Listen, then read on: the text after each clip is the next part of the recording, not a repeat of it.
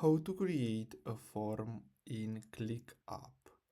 So the first step is to simply go to Clickup, and then you're gonna have to simply open any projects. Then you're gonna have to simply click on view, and here simply select form.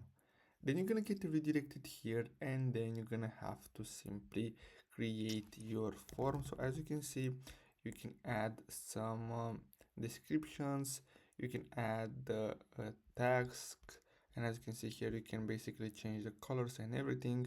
Now all you have to do is simply click on preview, and as you can see, this is gonna how it's gonna look like, and here you're gonna see the responses. And now what you're gonna have to do is simply click on copy link, and then you're gonna be able to share this form with anyone you want, and then they can respond to that form, and then you can simply see their responses right here. So basically that's all you have to do. Don't forget to like and subscribe. Thanks for watching.